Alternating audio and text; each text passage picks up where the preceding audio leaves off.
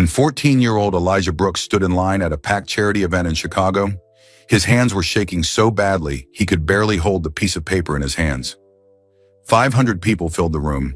Camera flashes lit up the walls like fireworks. And there at the front of the line sat the greatest basketball player who ever lived, Michael Jordan. But Elijah wasn't there for an autograph. He wasn't there for a photo. He was there to ask one question, a question he'd been carrying in his heart for 9 years, a question that had kept him awake at night, a question that no one seemed able to answer. When it was finally his turn, Elijah stepped forward. His heart pounded in his chest. Michael Jordan looked up at him with that famous smile and asked, "What's your name, son?" "Elijah," the boy whispered. "Elijah Brooks." Michael extended his hand for a shake, but Elijah didn't want a handshake. He had something more important to ask. He looked down at his crumpled piece of paper. Then he looked back up at Michael Jordan, and with tears filling his eyes, he asked the question that would change both of their lives forever. "Mr. Jordan, my dad left when I was 5 years old. I don't remember him very much. My mom works all the time, and I don't have anyone to teach me important things. So I need to know, how do I become a man without a father to show me how?" The entire room went silent. 500 people stopped talking. The cameras stopped flashing. Everyone held their breath. Michael Jordan's face changed. The confident smile disappeared. His eyes showed something nobody had ever seen before. Deep pain mixed with shock. For 10 seconds, nobody moved. Nobody spoke. Michael opened his mouth to answer, but before any words could come out, a security guard stepped forward and pulled Elijah away from the table. "Time's up, kid. Next person, please." Elijah looked back at Michael Jordan, tears streaming down his face. He never got his answer. He disappeared through the side door, clutching his piece of paper, feeling like the biggest fool in the world. But Elijah didn't know something important. He didn't know that Michael Jordan watched him leave, with tears in his own eyes. He didn't know that Michael whispered something urgent to his assistant, and he definitely didn't know that his life was about to change in ways he could never imagine. Because 3 days later, someone knocked on Elijah's apartment door. Someone he never expected to see again. What happened next will absolutely shock you. Stay tuned to find out how one brave question created a movement that changed thousands of lives. How Michael Jordan's hidden connection to Elijah went deeper than anyone knew. And how a 14-year-old boy's courage inspired one of the most powerful answers about manhood ever given. This is a story about loss, hope, and the power of showing up. A story that will make you cry, but also fill your heart with hope. Watch until the very end, because Michael's final answer to Elijah's question will leave you speechless. The grand ballroom at the Chicago Hilton sparkled like a jewelry box. Crystal chandeliers hung from the ceiling. Round tables covered in white cloth filled the room. Nearly 500 people sat in fancy chairs wearing their best clothes. At the front of the room stood Michael Jordan. He wore a dark blue suit that fit him perfectly. His tie was straight. His shoes were so shiny they reflected the lights above. Even though he had stopped playing basketball years ago, Michael Jordan still looked like a champion. People lined up to meet him. The lines stretched all the way to the back doors. Everyone wanted a moment with the greatest basketball player who ever lived. "Can you sign this jersey, Mr. Jordan? Will you take a photo with my son? Mr. Jordan, you're my hero." Michael smiled at each person. He shook every hand. He signed every basketball, every poster, every piece of paper pushed in front of him. The camera flashes made little stars of light dance across the walls. This was a charity event to raise money for kids in Chicago. Michael did events like this often. He was good at them. Smile, sign, take a photo, say thank you, move to the next person. But everything changed when a skinny boy stepped forward. The boy looked about 14 years old. He had dark skin and short black hair. He wore jeans that were a little too big and a white button-up shirt that looked borrowed. His sneakers were old and scuffed. His hands shook as he clutched a piece of paper. The paper was wrinkled and worn, like he had folded it and unfolded it many times. "Next," called the volunteer managing the line. The boy didn't move forward right away. He just stared at Michael Jordan with wide brown eyes. "Come on, son," said the volunteer, a woman with gray hair and glasses. "Mr. Jordan doesn't have all night." The boy took a small step forward, then another. He stood in front of the table where Michael sat. Up close, the boy looked even younger. His eyes were red, like maybe he had been crying earlier. His bottom lip trembled. Michael noticed. After meeting thousands of fans over the years, he could tell when someone was nervous. He gave the boy his warmest smile. "Hey there," Michael said. His voice was kind. "What's your name?" The boy opened his mouth.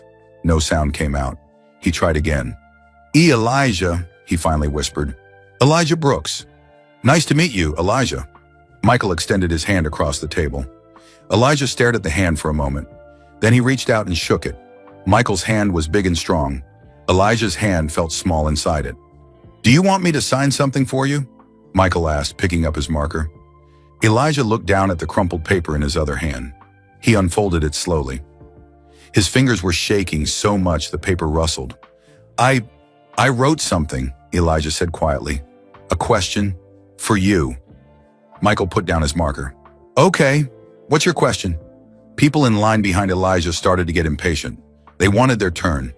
But something about this boy made Michael lean forward and give him his full attention. Elijah looked at his paper. He swallowed hard.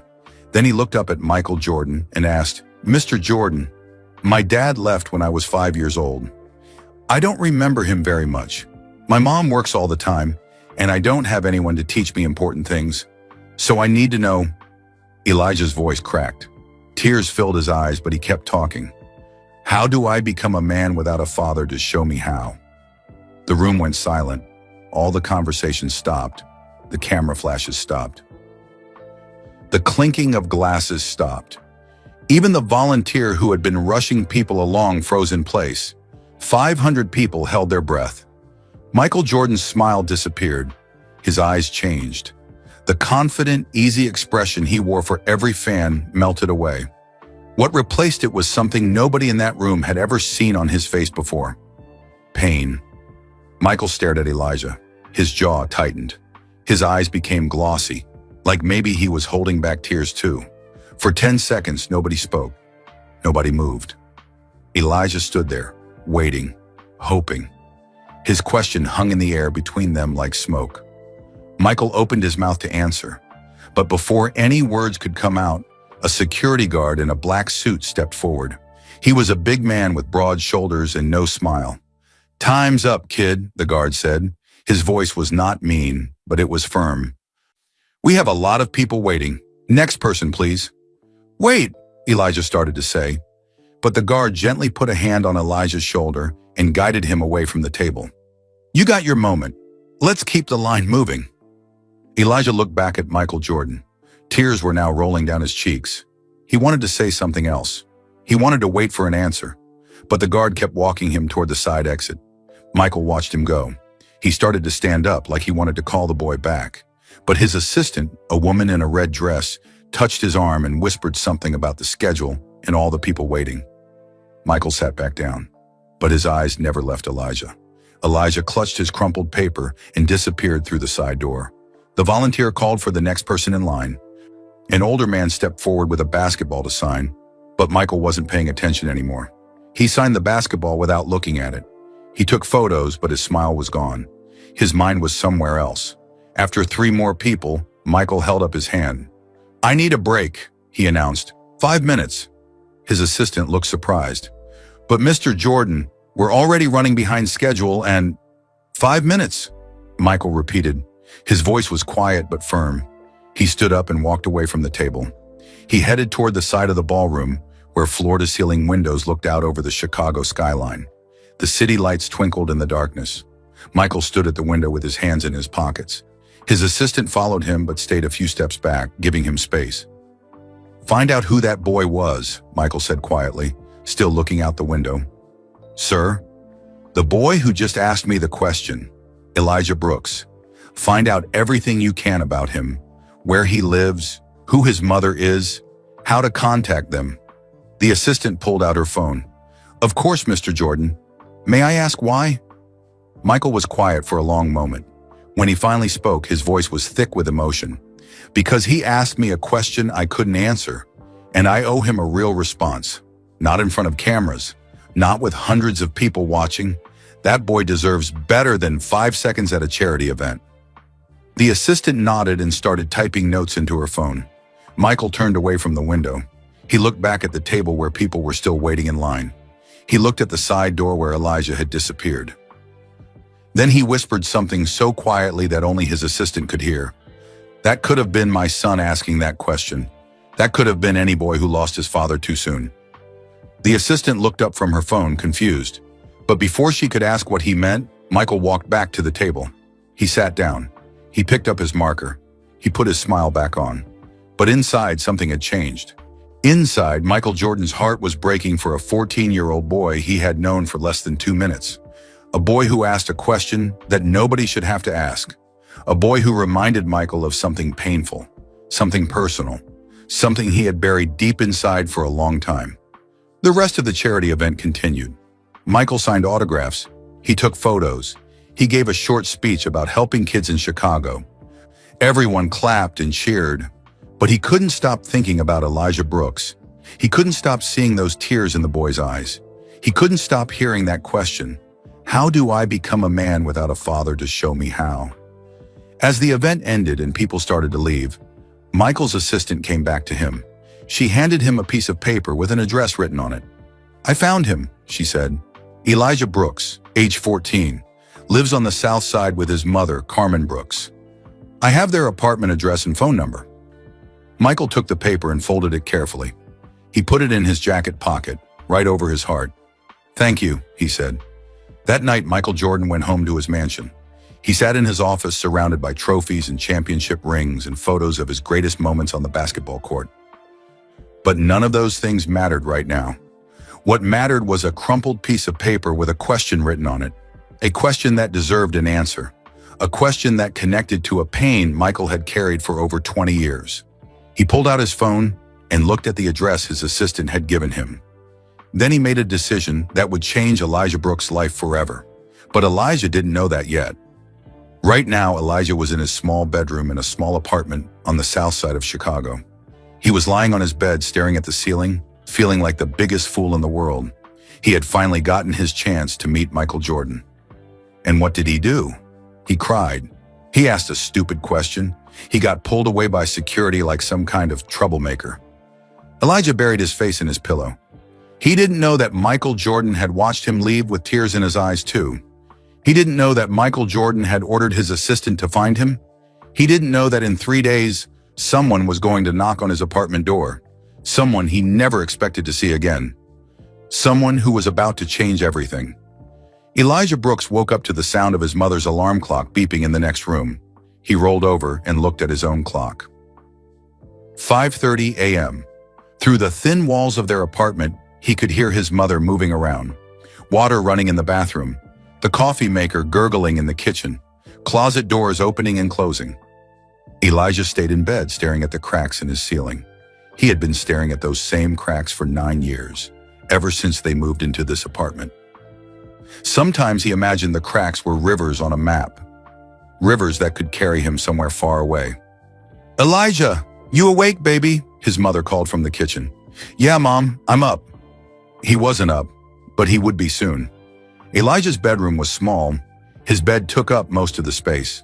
There was a dresser with 3 drawers that didn't close all the way, a small desk where he did his homework, and posters on the walls, mostly basketball players, LeBron James, Kobe Bryant, and right above his bed, the biggest poster of all, Michael Jordan, midair, tongue out, holding a basketball.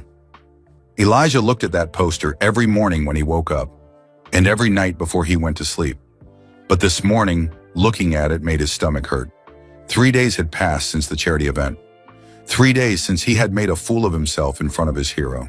3 days since he had cried like a baby and got pulled away by security. Elijah groaned and pulled his blanket over his head. Elijah Brooks, I know you're not going back to sleep. His mother's voice was louder now, closer. She was standing in his doorway. Elijah peeked out from under the blanket. Carmen Brooks stood there in her light blue nurse's scrubs. Her hair was pulled back in a tight bun. She had her work badge clipped to her shirt pocket and her lunch bag in her hand. Even at 5:45 in the morning, after working a night shift cleaning offices, She looked beautiful to Elijah. Tired, yes, but beautiful. Come on, baby, you've got school in 2 hours. I need to see you up and moving before I leave for my shift at the hospital. Elijah sat up and rubbed his eyes. I'm up, Mom, I promise. Carmen walked into his room and sat on the edge of his bed. She put her hand on his forehead, checking for fever like she always did. It was a nurse thing and a mom thing. You've been quiet the last few days, she said softly, ever since that event. Do you want to talk about it? Elijah shook his head. Nothing to talk about. Elijah. Really, Mom, I'm fine. Carmen looked at him with those eyes that could see through any lie. But she was too tired to push. She had worked 16 hours between both jobs. She needed to get to the hospital for her nursing shift. Okay, she said, kissing his forehead. But you know you can always talk to me, right? About anything. I know, she stood up and grabbed her bag. There's oatmeal on the stove and money on the counter for lunch. Don't forget to lock the door when you leave. And Elijah? Yeah, I love you, baby. More than anything in this world. Love you too, Mom. Carmen left for work. Elijah heard the front door close and lock. Then he heard her footsteps going down the stairs of their building. Then silence.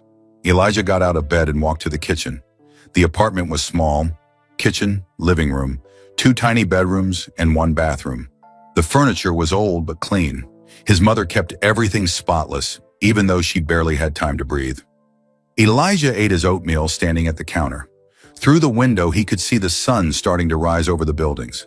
The south side of Chicago was waking up. Cars honked, buses rumbled past, a dog barked somewhere. After breakfast, Elijah got ready for school. He put on jeans and a Chicago Bulls t-shirt. He brushed his teeth and looked at himself in the bathroom mirror. He saw a skinny 14-year-old kid with big eyes and bigger questions. How do I become a man without a father to show me how? He had asked Michael Jordan that question, and he never got an answer. Maybe there was no answer. Maybe some boys were just meant to figure it out on their own. Elijah grabbed his backpack and left the apartment. He locked the door behind him like his mother had asked. Then he walked down 3 flights of stairs and out onto the street. The walk to school took 20 minutes. Elijah had made this walk 1,000 times. He knew every crack in the sidewalk, every store, every corner. Halfway to school, he saw his best friend Marcus waiting at their usual meeting spot, in front of the corner store on 47th Street. Marcus was taller than Elijah and built like a football player. He had a big smile and an even bigger laugh. He was the kind of friend who made everything feel less heavy. "What up, B?" Marcus called out, holding up his hand for a high five. Elijah slapped his hand. "What's good, Mark?" They started walking toward school together. "Yo, you see the game last night?" Marcus asked. "Bulls came back from 20 points down. It was crazy." "Nah, I missed it," Elijah said. "Had homework." "Man, you always doing homework. You trying to be the first person in history to die from studying?" Elijah smiled a little. That was the thing about Marcus. He could always make him smile, even when everything felt dark. They walked past the barber shop where old men sat outside playing checkers. They walked past the restaurant that sold the best fried chicken in Chicago. They walked past the basketball court where they played pickup games every weekend. "You coming to the court this Saturday?" Marcus asked. "My pops is going to teach us some new moves." Elijah's smile faded. "Yeah, maybe." Marcus noticed the change in his friend's voice. "You good, E? You been weird lately." "I'm fine." "You sure? 'Cause you don't seem fine." They stopped at a red light. Cars rushed past in front of them. Elijah wanted to tell Marcus about the charity event, about asking Michael Jordan that question, about feeling stupid and embarrassed and lost. But the words got stuck in his throat. "I'm good, Mark. Just tired." The light turned green. They crossed the street. Marcus didn't push. That was another thing Elijah loved about his best friend. Marcus knew when to talk and when to just be there. They got to school, Washington Middle School, a big brick building that looked like it had been there for 100 years. Students poured through the front doors. Teachers stood in the hallways directing traffic. "Catch you at lunch?" Marcus asked. "Yeah, later, Mark." They bumped fists and went to their separate classes. Elijah's first class was English with Miss Patricia Miller. She was young for a teacher, maybe 30 years old, with kind eyes and a smile that made students feel safe. She wasn't just Elijah's English teacher. She was also the school counselor. Ms. Miller was the one who had given Elijah the ticket to the charity event. When Elijah walked into her classroom, Ms. Miller looked up from her desk and waved him over. "Elijah, how was the event? Did you get to meet Michael Jordan?" Elijah felt his face get hot. "Yeah, I met him." "And? How was it? Was it amazing?" Elijah shifted his backpack on his shoulders. "It was fine."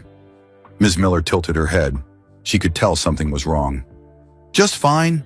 Elijah, you've been talking about meeting Michael Jordan for weeks. What happened?"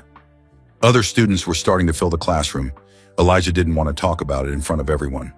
"Can we talk later?" he asked quietly. "Maybe after class?" Ms. Miller nodded. "Of course, come see me during lunch, okay?" "Okay." Elijah went to his seat near the back of the room. He pulled out his notebook and tried to focus on the lesson. Ms. Miller was teaching about poetry. She was reading a poem about fathers and sons. Elijah stared at his desk and tried not to cry. The rest of the morning dragged by. Math class, science class, social studies. Elijah went through the motions, but his mind was somewhere else.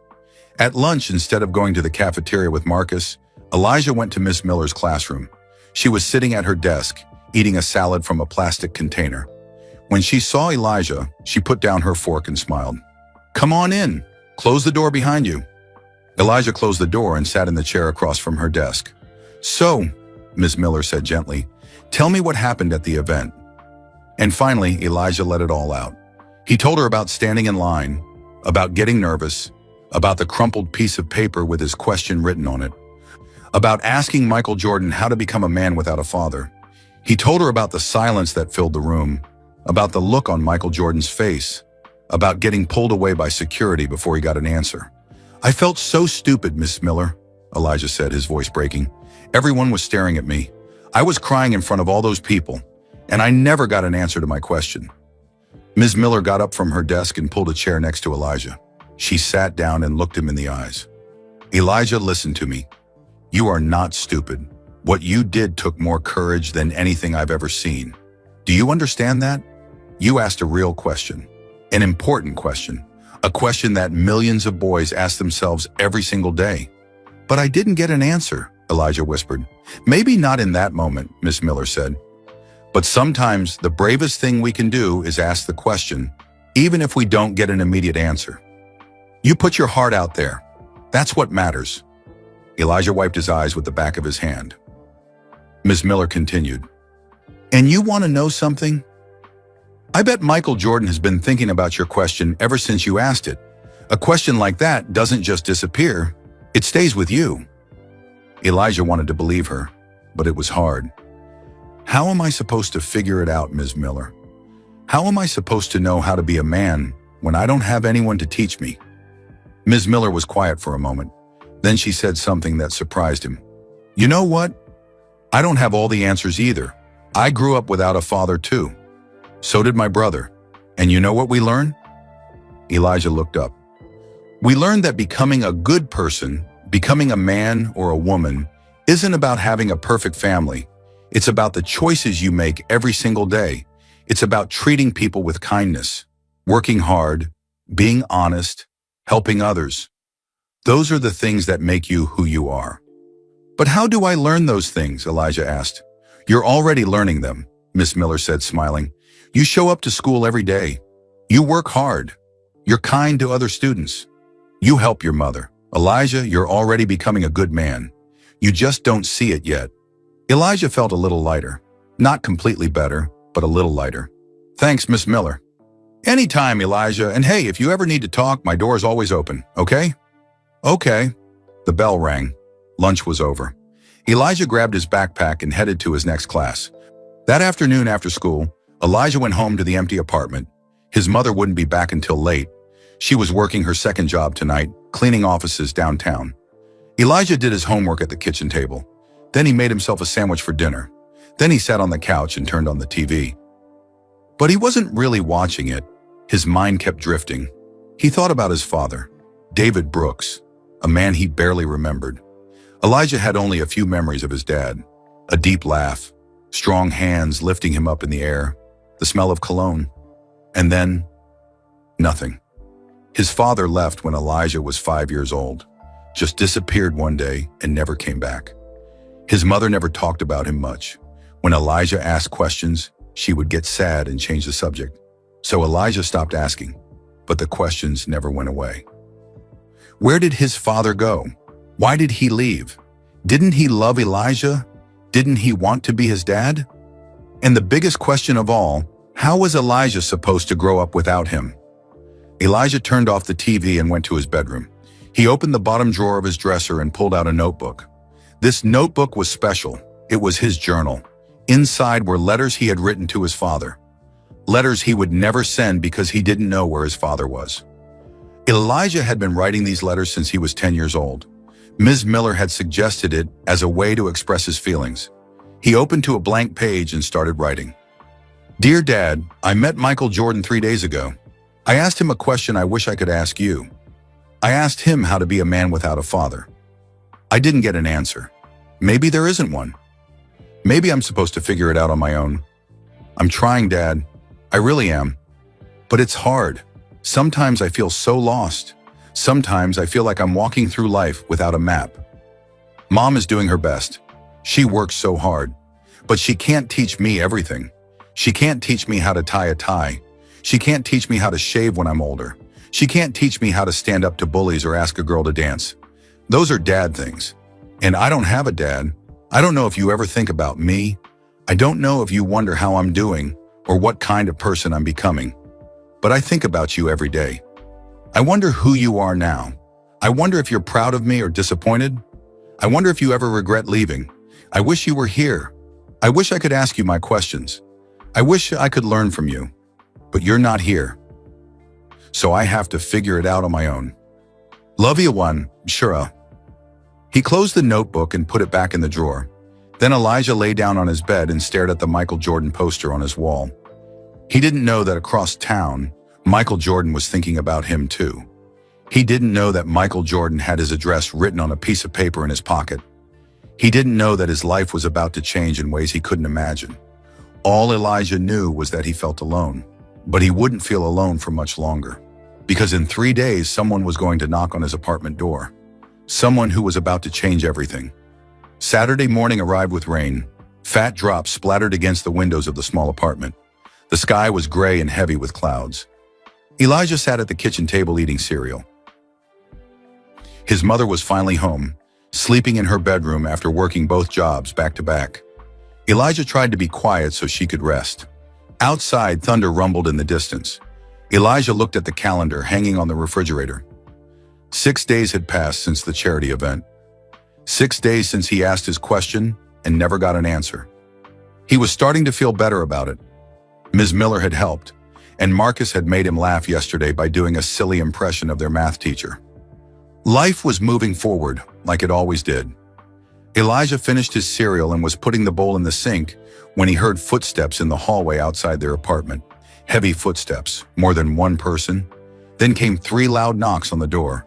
Knock, knock, knock. Elijah froze. They never had visitors. His mother didn't have many friends. She was always working, and family didn't live nearby. His grandmother on his mother's side lived in Atlanta.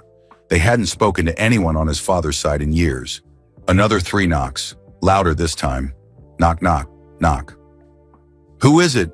Elijah called out, his voice shaky. No answer, just more knocking. Elijah walked slowly to the door. He stood on his tiptoes and looked through the peephole. What he saw made his heart stop. Standing in the hallway were 3 men.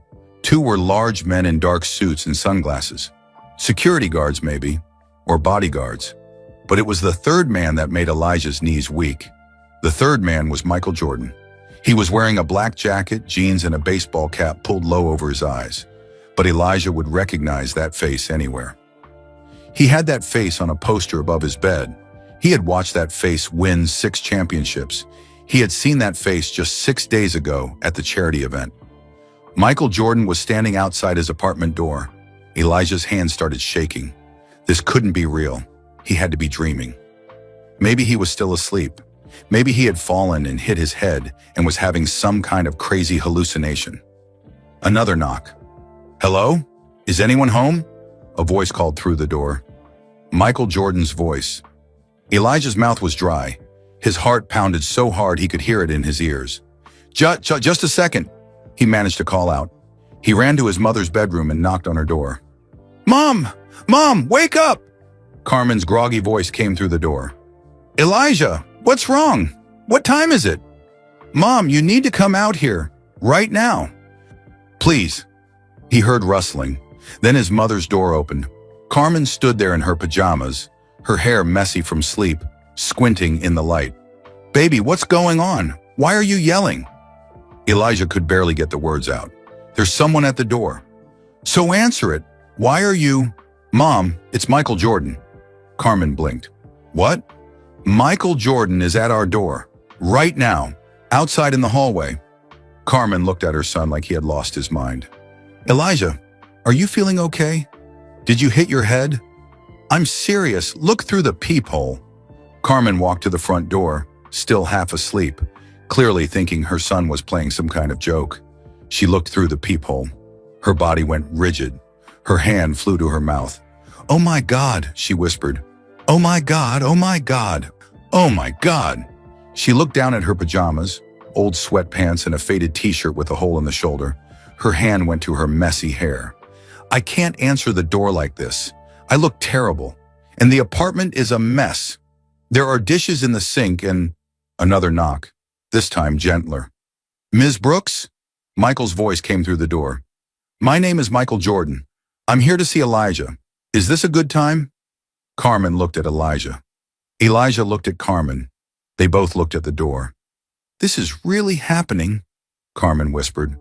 Should I open it? Elijah asked. Carmen took a deep breath. She smoothed down her hair as best she could. She pulled her t-shirt down to hide the hole. Then she nodded. Open it!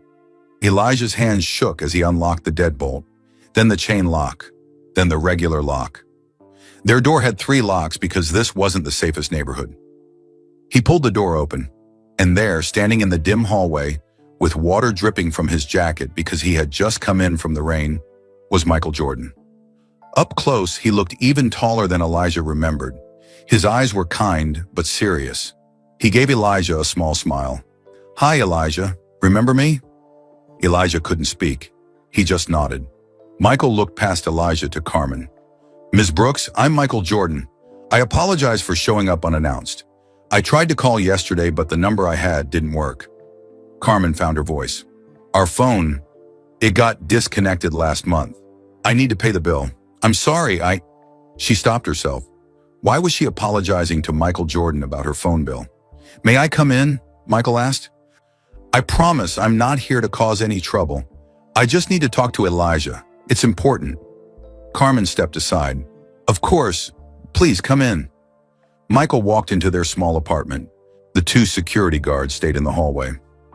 Should they? Carmen gestured to the men outside. They're fine out there, Michael said. This conversation is private. Carmen closed the door. She and Elijah stood in the middle of their tiny living room, staring at Michael Jordan like he was a ghost. Michael looked around the apartment. He saw the worn furniture, the cracked walls, the small TV sitting on a plastic crate, the kitchen table with mismatched chairs. He didn't look uncomfortable or judgmental. He just looked understanding. Nice place, he said, and he sounded like he meant it. Reminds me of where I grew up. Carmen finally remembered her manners. Can I get you something? Coffee? Water? I think we have some juice in the... Water would be great, Michael said. Thank you. Carmen rushed to the kitchen. Her hands shook as she filled a glass with water from the tap. She wished she had bottled water to offer him. She wished she had anything nicer to offer the greatest basketball player who ever lived. She brought the glass to Michael. He thanked her and took a sip. Then he looked at Elijah, who still hadn't moved or spoken since opening the door. Michael knelt down. He got down on one knee so he was at Elijah's eye level. Elijah, 6 days ago, you asked me a question. Do you remember? Elijah nodded. His throat was too tight to speak. You asked me how to become a man without a father to show you the way, Michael continued. And before I could answer, you were pulled away. That wasn't right. You deserved an answer. A real answer. Not in front of cameras and crowds. Not at some charity event where we only had 30 seconds. Michael's voice was soft but firm. You asked me the most important question anyone has ever asked me, and I owe you a proper response. Elijah felt tears building in his eyes. You came here just to answer my question? Yes, Michael said simply. Carmen's hand went to her chest. Tears filled her eyes too.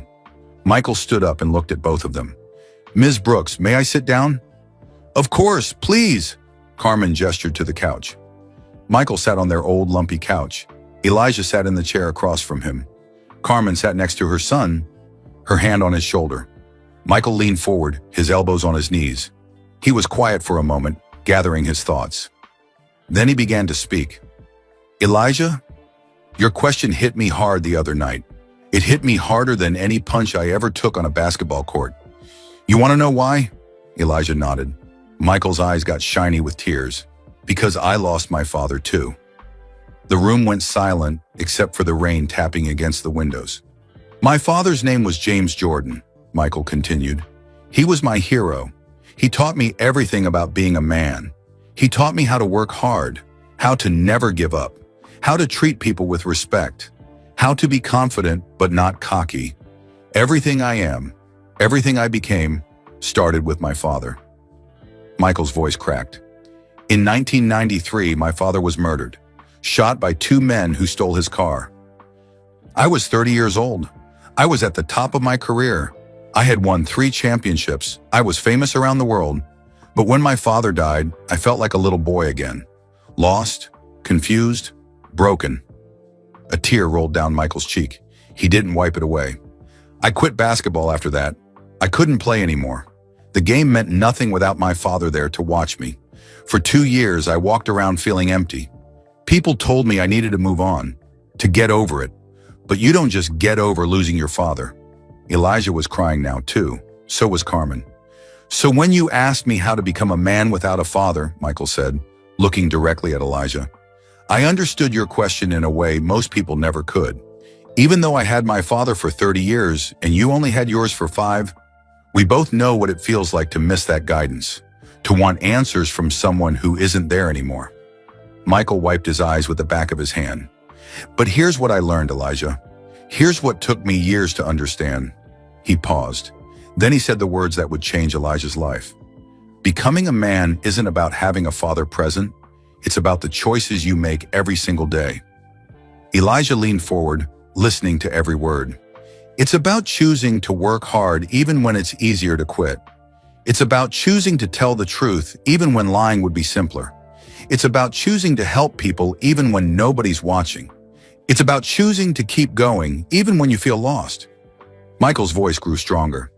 My father taught me those things when he was alive, but after he died, I had to choose to keep living by those lessons.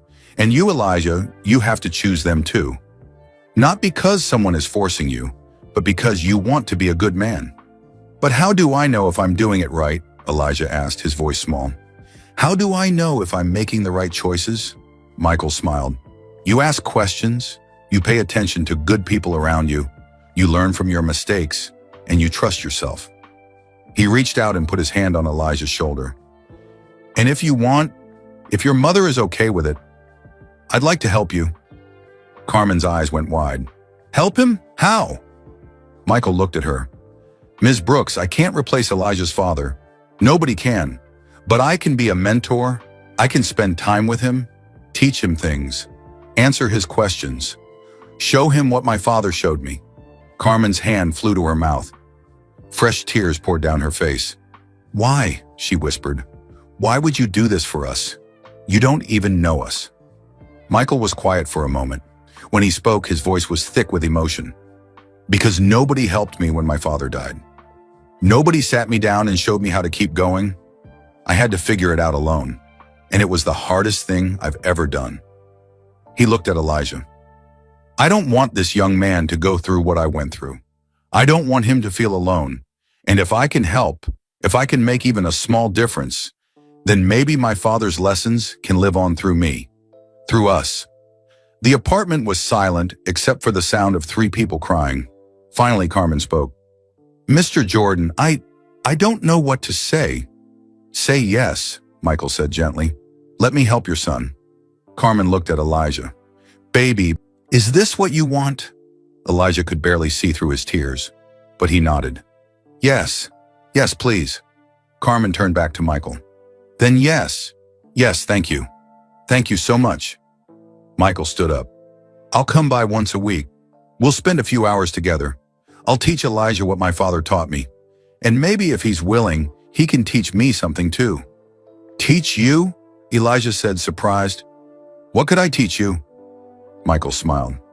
You already taught me something important, Elijah. You taught me that asking for help is brave. You taught me that being vulnerable is strength. Those are lessons I'm still learning. He extended his hand to Elijah. Do we have a deal? Will you let me be your mentor? Elijah stood up. He shook Michael Jordan's hand. Yes, sir. Deal.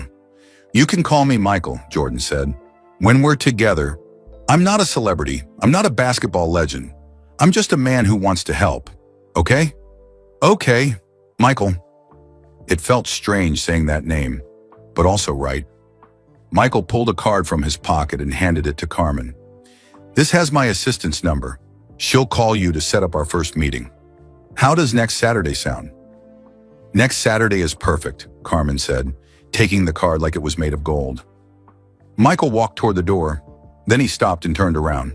Elijah, I need you to know something. Your question at the charity event, that wasn't stupid. That wasn't embarrassing. That was the bravest thing I saw all night. You put your heart out there. You asked for help. That takes courage. Real courage. Never be ashamed of that. Elijah nodded, unable to speak. Michael opened the door. The two security guards were still waiting in the hallway. I'll see you next Saturday, Elijah, Michael said. And we're going to figure this out together. Okay? Okay. Michael Jordan walked down the hallway and disappeared down the stairs. Carmen closed the door and locked it. Then she and Elijah stood in the middle of their living room, staring at each other. Did that just happen? Elijah whispered.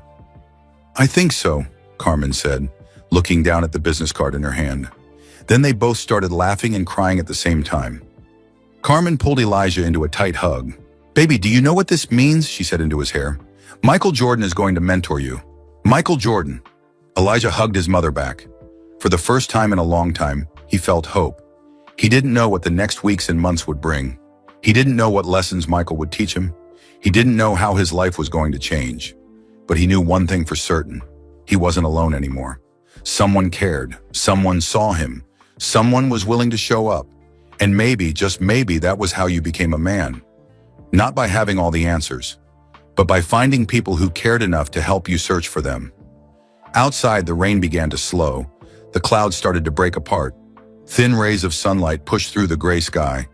It felt like a sign, like the start of something new, something important. Something that would change not just Elijah's life, but Michael's too. Because sometimes when you help someone else find their way, you find your own way too. Saturday arrived with clear blue skies. Elijah woke up early, even though their meeting with Michael wasn't until noon. He was too excited to sleep. He had spent the entire week thinking about this day. What would they do? What would Michael teach him? Would they play basketball? Would they just talk? Elijah took a long shower. He brushed his teeth 3 times. He changed his shirt 4 times before settling on a plain blue t-shirt and his best pair of jeans, the ones without holes. Carmen made pancakes for breakfast, which she only did on special occasions. She was nervous too. Her hands shook as she flipped the pancakes. You think he'll really show up? Elijah asked, pouring syrup on his stack. He said he would, Carmen replied, and he seems like a man who keeps his word. At 11:45 a.m., there was a knock on the door. Elijah jumped up from the couch where he'd been waiting. He ran to the door and looked through the peephole. Michael Jordan stood in the hallway alone this time. No security guards, just him, wearing a Nike tracksuit and carrying a basketball under his arm. Elijah opened the door. Ready to go? Michael asked with a smile. Go where? You'll see. Grab a jacket. It might get cool later. Elijah grabbed his windbreaker and told his mother goodbye. She made Michael promise to have Elijah home by dinner. Michael promised. They walked down the 3 flights of stairs and out onto the street. A black SUV was parked at the curb. The driver nodded at Michael and opened the back door. Elijah slid into the back seat. The leather was soft and smelled like expensive car smell, clean and new. This was the nicest vehicle Elijah had ever been in. "Where are we going?" Elijah asked as the SUV pulled away from his apartment building. "Somewhere I used to go when I needed to think," Michael said. "Somewhere important to me." They drove through Chicago for 20 minutes. Elijah watched the city pass by his window. They left the south side and headed toward a different neighborhood, one with bigger houses and cleaner streets. Finally, the SUV pulled up to a park. But not just any park. This was a beautiful place with green grass, tall trees, and a basketball court that looked brand new. "This is Reese Park," Michael said as they got out. "When I lived in Chicago during my playing days, I used to come here early in the morning. Before the sun came up, before anyone else arrived, I'd practice alone." They walked toward the basketball court. It was empty. Michael had called ahead to make sure they'd have privacy. Michael bounced the basketball a few times. The sound echoed across the quiet park. "You play basketball?" he asked Elijah. "Yeah, I'm on the middle school team." "Good, then you know the basics. But today, I'm not going to teach you basketball moves." Elijah looked confused. "You're not?" Michael shook his head. "Today, I'm going to teach you about discipline. Because discipline is the foundation of becoming a man." He passed the ball to Elijah. "You see this court?" Elijah looked around. It was a standard outdoor court with 2 hoops, painted lines, and a fence around it. Every morning at 5 a.m., while other players slept in their comfortable beds, "I was on a court like this one," Michael said. "Shooting, dribbling, running drills. Do you know why? To get better? Partly, but more than that, to build discipline, to prove to myself that I could do hard things when nobody was watching." Michael walked to the free throw line. Being a man means doing what needs to be done, even when no one is there to see it, even when no one would know if you quit, especially when it's hard. He pointed to the free throw line. "Stand here." Elijah stood at the line. "I want you to make 10 free throws in a row," Michael said. Elijah took the ball and shot. Swish. The ball went through the net. 1, Michael counted. Elijah shot again. Swish. 2. This continued until Elijah had made 7 in a row. Then on the 8th shot, he missed. The ball bounced off the rim. "Start over," Michael said. "What? But I made 7. "Doesn't matter. I said 10 in a row. Start over." Elijah picked up the ball and went back to the free throw line. He made 3 in a row, then missed the 4th. "Start over." Elijah felt frustrated. This was harder than he thought. He tried again. He made 6 in a row, this time before missing. "Start over." "This is impossible," Elijah said, breathing hard. Michael walked over and put his hand on Elijah's shoulder. "No, it's not impossible. It's just hard. There's a difference. Impossible means it can't be done. Hard means it takes effort, focus, and discipline." He looked Elijah in the eyes. "When I was learning basketball, my father made me shoot 100 free throws every single day. Not 99, not 101, exactly 100. Some days I was tired, some days I was sore. Some days I wanted to quit, but I did it anyway. Do you know why? Why? Because discipline isn't about doing things when you feel like it. Discipline is about doing things especially when you don't feel like it. That's what separates good from great. That's what separates boys from men." Michael picked up the basketball. "Let me show you something." He stood at the free throw line. He bounced the ball 3 times. Then he shot. Swish. He did it again. Swish. And again. Swish. Michael made 10 free throws in a row without missing once. His form was perfect. His focus was complete. He made it look easy, but Elijah knew it wasn't easy. It was discipline. "Your turn," Michael said, passing the ball back. "And this time, I want you to slow down. Don't rush. Take a deep breath before each shot. Focus on the rim. Follow through with your wrist." Elijah did what Michael said. He slowed down. He breathed. He focused. Shot 1, swish. Shot 2, swish. Shot 3, swish. He kept going. His arms started to hurt, but he didn't stop. He kept his focus. Shot 8, swish. Shot 9, swish. Elijah's heart pounded. One more. Just one more. He bounced the ball 3 times, just like Michael had. He took a deep breath. He looked at the rim. He shot. The ball sailed through the air in a perfect arc. Swish. 10 in a row. Yes, Elijah shouted, jumping in the air. Michael smiled and clapped. Good job. How do you feel? Tired, but good. That's discipline, Michael said. That's what it feels like to push through when you want to quit. Remember this feeling. They sat down on a bench near the court. Michael pulled 2 bottles of water from his bag and handed one to Elijah. Discipline shows up in everything, Michael said after taking a drink. It shows up in school, in sports, in how you treat people, in how you treat yourself. He looked at Elijah. Tell me something. What's the hardest part of your day? Elijah thought about it. Waking up early, I guess. My mom leaves for work at 5:30, and she makes me get up before she goes. But I'm always so tired. Why does she make you get up?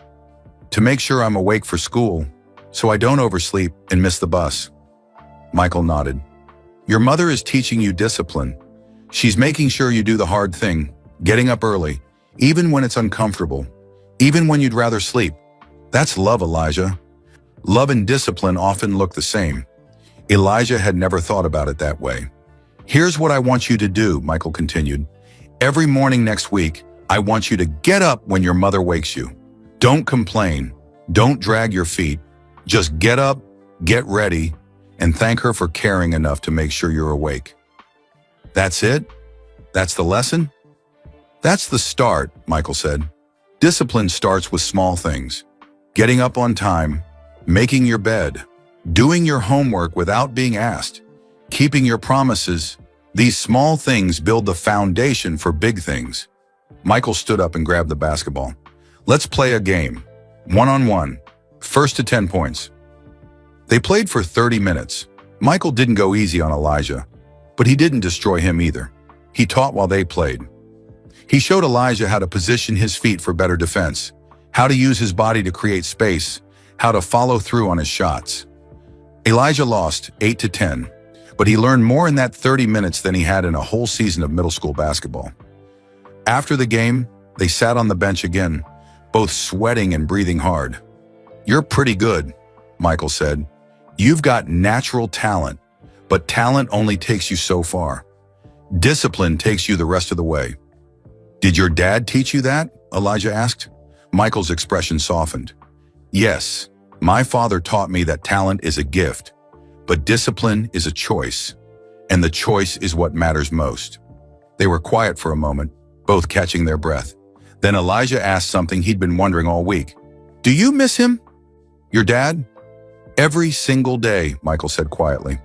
Even now, over 20 years later, there are moments when I want to call him, want to tell him something, want to ask his advice, and then I remember he's not here. Does it ever get easier? Michael thought about this carefully. It gets different. The pain doesn't go away, but you learn to carry it. You learn to honor their memory by living the way they taught you to live. He looked at Elijah. Your father isn't here, Elijah. I don't know why he left or where he is now, but you can still become a great man. You can still make choices that would make him proud, even if he never sees them. Elijah felt tears building, but he blinked them back. What if I mess up? What if I make bad choices? Then you learn from them, Michael said. Being a man doesn't mean being perfect. It means owning your mistakes and doing better next time. Michael stood and extended his hand to pull Elijah up. Come on, let's get you home. Your mother is probably worried. They walked back to the SUV. On the drive home, they talked about school, basketball, and Elijah's favorite classes. Michael told stories about his own childhood, about getting in trouble, making mistakes, and learning lessons the hard way. By the time they pulled up to Elijah's apartment building, the sun was starting to set. The sky was painted orange and pink. Same time next week? Michael asked as Elijah got out of the SUV. Yes, please. Good. And Elijah, remember what we practiced today? Discipline in the small things. Get up when your mother wakes you. Do it without complaining. Can you do that? I can do that. Good man. The SUV pulled away. Elijah watched until it disappeared around the corner. Then he ran up the 3 flights of stairs to his apartment, taking them 2 at a time. Carmen was cooking dinner when he burst through the door. How was it? She asked, turning from the stove. Mom, it was amazing. We played basketball and talked about discipline, and he taught me how to shoot free throws and—" Carmen laughed. "Slow down.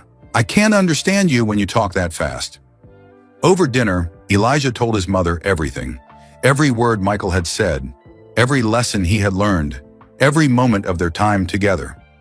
That night, Elijah lay in bed staring at the Michael Jordan poster on his wall. But now it felt different. Now Michael wasn't just a poster.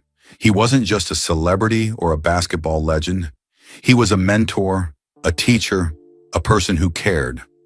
The next morning, when Carmen knocked on his door at 5:30 a.m., Elijah didn't groan or pull the covers over his head like he usually did. Instead, he got up right away. He got dressed. He made his bed. He walked to the kitchen where his mother was making coffee. "Morning, Mom," he said. Carmen looked surprised. "You're up? Without me having to come in 3 times?" "Yeah, and Mom?" "Yes, baby. Thank you. Thank you for waking me up every morning, for making sure I get to school, for working so hard, for everything." Carmen's eyes filled with tears. She pulled Elijah into a hug. "Where did this come from? Michael taught me that discipline starts with small things, and he taught me that when someone cares enough to push you, that's love." Carmen held her son tight. "I love you so much, Elijah. I love you too, Mom." That week, Elijah got up on time every single morning. He did his homework without being asked. He helped with dishes. He made his bed. Small things, simple things. But they were building something bigger. They were building discipline. And discipline, as Michael had taught him, was the foundation of becoming a man. By Friday, Ms. Miller noticed the change in Elijah at school. "You seem different this week," she said when Elijah stopped by her classroom. "Happier? More focused? What's going on?" Elijah smiled. "I'm learning how to be a man." Ms. Miller raised her eyebrows. "From who?" "From someone who cares enough to teach me." That Saturday, when Michael came to pick up Elijah for their second meeting, Carmen pulled him aside. "I don't know what you said to my son last week," she said quietly, "but he's been different, better, more responsible." "So thank you," Michael smiled. "He's doing the work, Ms. Brooks. I'm just showing him the path. He's choosing to walk it." As they drove away for their second lesson, Elijah felt something he hadn't felt in a long time. Pride. Not because he was hanging out with Michael Jordan, but because he was keeping his promises to himself. He was building discipline. He was becoming the man he wanted to be, one small choice at a time. 3 months passed like pages turning in a book. Every Saturday, Michael came to pick up Elijah. They went to different places around Chicago. Sometimes they played basketball. Sometimes they just talked. Sometimes they did simple things that didn't seem important at first, but later Elijah understood the lessons hidden inside them. The second lesson was about respect. Michael took Elijah to a small restaurant on the west side. It wasn't fancy. The tables were old and the paint on the walls was peeling, but the food smelled amazing. "Watch how I treat people here," Michael had said. "Really watch." Elijah watched as Michael greeted the owner by name, as he looked the server in the eyes when ordering, as he said please and thank you for everything, even just a glass of water. As he left a tip that was bigger than their entire meal cost. "A real man lifts others up," Michael explained afterward. "He doesn't need to put people down to feel big. He treats everyone with respect, from the president to the person cleaning floors. Everyone matters." The third lesson was about honesty. One day, Elijah admitted something he'd been ashamed of. He told Michael about stealing a candy bar from a corner store months ago. He'd been hungry after school, and his mother didn't have money for snacks that week. Michael didn't yell. He didn't judge. Instead, he took Elijah back to that store. Together, they found the owner, an older man named Mr. Kim, who'd run the store for 20 years. Elijah's hands shook as he apologized. "Mr. Kim, I took a Snickers bar from your store without paying. It was wrong. I'm sorry." He held out $5, all the money he had from his allowance. Mr. Kim looked shocked. Not because of the stolen candy bar, he probably lost dozens to shoplifters every week, but because someone came back to make it right. "You didn't have to do this," Mr. Kim said, his eyes getting watery. "Yes, I did," Elijah replied, "because it's the right thing." Mr. Kim refused to take all $5. He only took $1 for the candy bar. Then he shook Elijah's hand and told him he was proud of him. Integrity means doing the right thing even when it costs you something, Michael said as they left the store. Even when it's embarrassing, even when it's hard. You just showed real integrity, Elijah. Not many people have that kind of courage. The fourth lesson was about emotions. Marcus got into a fight at school. A bigger kid named Deshaun had been bullying a sixth grader, and Marcus stood up for him. Deshaun pushed Marcus. Marcus pushed back. Soon they were both in the principal's office. Elijah wanted to jump in and help his best friend. He wanted to find Deshaun and make him pay for messing with Marcus. But instead, he called Michael. Michael came to the school and pulled Elijah aside. They sat on the steps outside the building. "I'm so mad," Elijah said, his fists clenched. "Deshaun thinks he's tough because he's bigger. Someone needs to teach him a lesson." "And you think that someone should be you?" Michael asked. "Yes. He hurt my best friend." Michael was quiet for a moment. Then he said, "Being a man doesn't mean never feeling scared or angry or sad. It means not letting those feelings control you. It means choosing your response instead of just reacting." He put his hand on Elijah's shoulder. "You feel angry because you love your friend. That's good. That anger shows you care. But what you do with that anger is what matters. You can let it control you and make everything worse, or you can control it and make things better." How do I make things better? By being there for Marcus, by listening to him, by helping him think through what happened and what he could do differently next time. That's what real friends do. That's what real men do. Elijah took a deep breath. His fists slowly unclenched. "You're right," he said quietly. "Emotions aren't the enemy," Michael said. "They're information. They tell you what you care about, but you get to decide what to do with them. That's called emotional control. And it's one of the most important things a man can learn." Between these lessons, Elijah and Michael talked about everything. School, dreams, fears, basketball, life. Michael shared stories about his own struggles, about times he failed, about moments of doubt, about how hard it was after his father died. "People think success is a straight line," Michael said one day as they sat eating ice cream in Grant Park. "They think you just keep winning and winning. But that's not real life. Real life is full of failures and setbacks. The key is getting back up. Always getting back up." Elijah felt himself changing. He stood taller now. He looked people in the eyes when he spoke. He helped around the house without being asked. He was kinder to his mother, more patient with younger kids, more confident in himself. Carmen noticed the transformation. She watched her son grow from a lost, quiet boy into a young man with purpose. She cried happy tears when she saw him helping an elderly neighbor carry groceries. When she heard him standing up to a bully at school using words instead of fists. When he started saying, "I love you, Mom," without her saying it first. "Michael is giving him something I never could," Carmen told her sister on the phone one night. "He's giving him a father figure, someone to look up to, someone to learn from." But there was something Carmen didn't know. Something Michael hadn't told them yet. A secret that connected him to Elijah in ways none of them understood. On the 15th Saturday, Michael picked up Elijah as usual. But this time, instead of going to a park or restaurant, they drove downtown to a tall office building. "Where are we going?" Elijah asked as they rode the elevator to the 20th floor. "You'll see," Michael said. His expression was serious, more serious than usual. The elevator doors opened. Michael led Elijah down a long hallway to a conference room with big windows overlooking the city. Inside the conference room sat Carmen. Michael's assistant had called her that morning and asked her to come. She looked confused and worried. But someone else was there too. An older woman with gray hair and kind eyes sat at the conference table.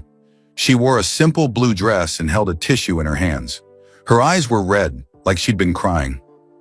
"Elijah, Carmen," Michael said as they entered. "I'd like you to meet someone very important." The older woman stood up. She looked at Elijah with an expression that was hard to read. Love, sadness, recognition. "This is Helen Brooks," Michael said quietly. "Elijah's grandmother." Carmen gasped. "What? I don't understand. We don't have contact with David's family. We haven't spoken to them in 9 years, Helen finished, her voice shaking. 9 years since I last saw you and my grandson. 9 years since I've been searching for you." Elijah stared at this stranger who claimed to be his grandmother. He had no memory of her. His father had left when he was 5, and all contact with his father's family ended then. "I don't understand," Carmen said, looking at Michael. "How did you find her? Why is she here?" Michael gestured for everyone to sit down. "Please, sit. I have something to tell you. Something I should have told you from the beginning." They all sat around the conference table.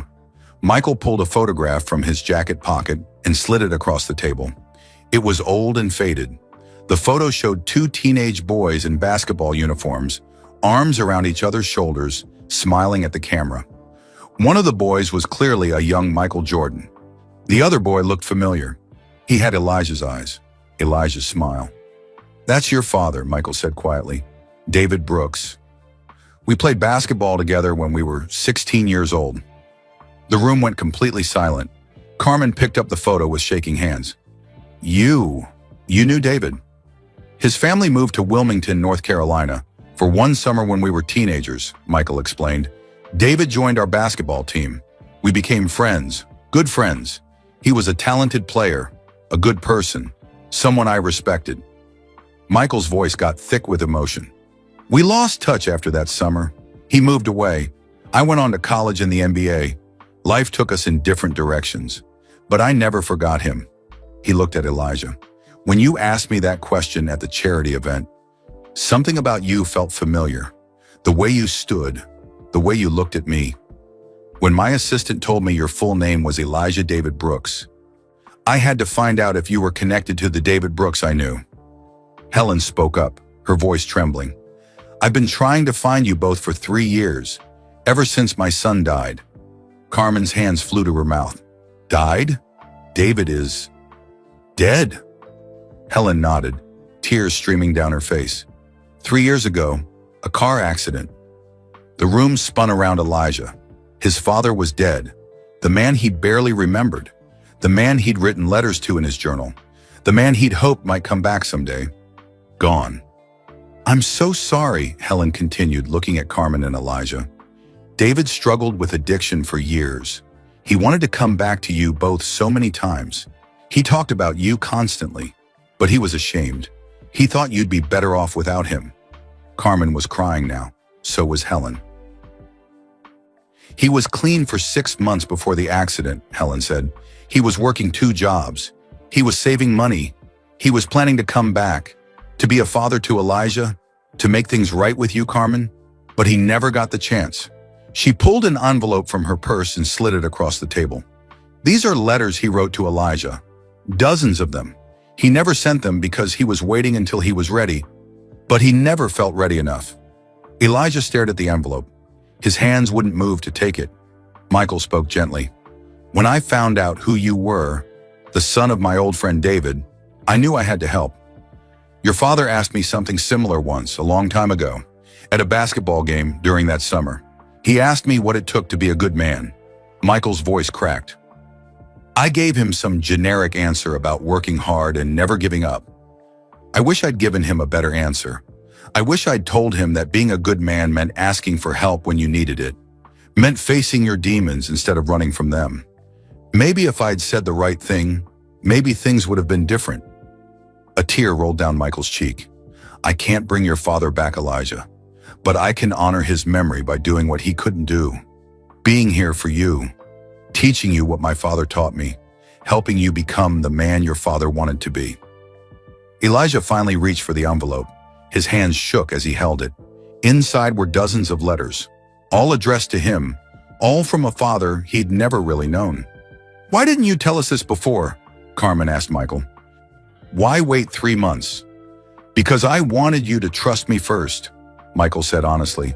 "I wanted Elijah to see that I was serious about being his mentor, that this wasn't about guilt or obligation or some publicity stunt. I wanted you both to know that I cared about Elijah for who he is, not just because of who his father was." Helen reached across the table toward Elijah, her hand trembling. "I know I'm a stranger to you, but you're my grandson, my only connection to my son. I've been looking for you for so long. Can you ever forgive me for not finding you sooner?" Elijah looked at this woman with tears in her eyes, this grandmother he'd never known. Part of him felt angry, confused, overwhelmed. But another part of him saw the love in her face, the regret, the hope. He took her hand. Helen sobbed and held his hand tight. Carmen wiped her eyes. This is a lot to process. I don't know what to say. You don't have to say anything right now, Michael said gently. Take the letters home. Read them. Take time to feel whatever you need to feel. And when you're ready, we'll talk more. He looked at Elijah. I'm sorry for keeping this from you, but I hope you understand why. Elijah nodded slowly. He did understand, and somehow, knowing that Michael had been his father's friend, made everything feel more real, more connected. They left the office building in a daze. Helen gave Carmen her phone number and address. She hugged Elijah tight before they left, whispering, I love you. I've always loved you. In the car on the way home, Carmen and Elijah didn't speak. They just held hands and cried quietly. That night, after Carmen had gone to bed, Elijah sat in his room with the envelope of letters. He opened the first one. Elijah's hands trembled as he carefully unfolded the first letter. The paper was worn and soft, like it had been held many times. The handwriting was messy but readable. The writing of someone who wasn't used to writing letters. The date at the top said, June 15th, 2016. That would have made Elijah 7 years old when this was written. Dear Elijah, my son, today is your 7th birthday. I know because I've been keeping track, even though I haven't been there to celebrate with you. I drove past your school today and saw you playing on the playground with your friends. You were laughing. You looked so happy. I wanted to run up to you, to pick you up and swing you around like I used to when you were little, to tell you happy birthday, to give you the present I bought, a basketball, because I remember how much you loved throwing my old one around the apartment. But I didn't. I stayed in my car and watched from far away, because I'm not the father you deserve yet. I'm still broken, still fighting demons I can't seem to beat. I'm so sorry, son. I'm sorry I'm not there. I'm sorry you're growing up without me. I'm sorry for every birthday I've missed, every school play, every basketball game, every bedtime story. But I want you to know something important. None of this is your fault. You did nothing wrong. You are perfect. You are loved. And I am so, so proud of you, even from far away. One day, I promise I will get myself together. I will become the father you deserve. I will come home and make everything right. Until then, please know that I think about you every single day. Love always, Dad. Elijah's tears fell onto the paper, making the ink blur slightly. He wiped his eyes and reached for the next letter. The second letter was dated a year later. Dear Elijah, my son, you turned 8 today. I saw your mother taking you to the movies. I followed you there. I know that sounds creepy, but I just needed to see you. You were wearing a Bulls jersey, number 23, Michael Jordan's number. That made me smile. I wanted to buy your ticket, to sit next to you in the dark theater and share popcorn, to be your dad, even if just for 2 hours. But I couldn't, because what would I say? Hi, son, I'm the father who abandoned you, but let's watch a movie together. You'd hate me. Your mother would call the police, and you'd both be right too. I'm in rehab again. 3rd time this year. The counselor says I need to forgive myself before I can heal. But how do I forgive myself for what I've done to you? For the pain I've caused?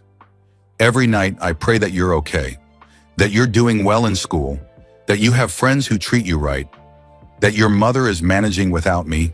She always was stronger than me. I pray that somehow you'll grow up to be a better man than I am, that you'll learn from my mistakes instead of repeating them. You deserve so much more than a father who watches from car windows and writes letters he's too ashamed to send. But I promise I'm trying. I'm trying so hard to get better, to become worthy of being called your dad. I love you more than you'll ever know. Dad Elijah had to stop reading. His chest felt tight. His eyes burned from crying. He walked to the kitchen and got a glass of water, then came back to his room and sat on his bed. There were 23 more letters in the envelope. He kept reading. Each letter was a window into his father's pain, his struggle, his love. Some letters were written from rehab centers, some from homeless shelters, some from the couch of his mother Helen, where David would stay between jobs and between relapses. Every letter had the same themes: love, regret, hope, shame. David wrote about watching Elijah from a distance, about seeing him grow taller, smarter, stronger, about being proud and heartbroken at the same time. He wrote about his addiction, how it started with pain pills after a work injury, then spiraled into something he couldn't control. How he wanted to come home 1,000 times but couldn't face Elijah and Carmen while he was still using. He wrote about his dreams of getting clean, getting a good job, and showing up at their door as the father Elijah deserved. One letter written when Elijah was 10 stood out. "Dear Elijah, my son, today you turned 10 years old and I wasn't there to celebrate with you. I hate myself for that. I see you growing into a strong, smart young man, and it breaks my heart that you're doing it without me. I'm trying to get clean. I'm trying to become the father you deserve, but I keep failing. Every time I think I'm ready to come home, I look in the mirror and see a broken man. How can I teach you to be strong when I'm so weak? But I want you to know something important. You don't need me to be a good man. You have something inside you that I never had. Courage, real courage, the kind that makes you keep going even when life is hard. If I never get the chance to tell you in person, please know this. Being a man isn't about being perfect. It's not about never falling down. It's about getting back up. It's about choosing love over fear. It's about being there for the people who count on you. I failed at that, but you won't. I can see it in you, even from far away. You're going to be the man I couldn't be, and I'm so proud of you. I know you probably have a lot of questions. Questions about how to grow up, how to be strong, how to be good. I wish I could answer them for you. I wish I could teach you the things a father should teach his son. But since I can't be there, I hope you find good men to learn from. Men who will show you the way.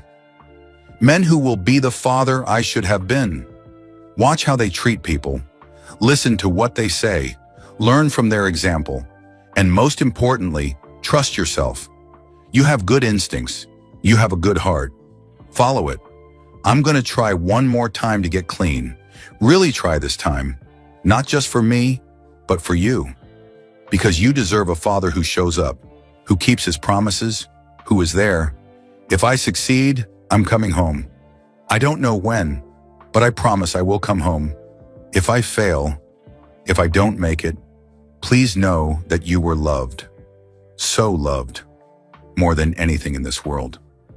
Love always, Dad. Elijah pressed the letter to his chest and sobbed. His father had loved him, despite everything. Despite the addiction and the absence and the pain, his father had loved him. He read through the night, through every letter. Some were long, some were short, some were written in steady handwriting, others in shaky scrawls that showed his father had been using when he wrote them. The last letter was dated 3 years ago, just weeks before his father died. Dear Elijah, my son, you're 13 now, almost a man. I saw you playing basketball at the park last week.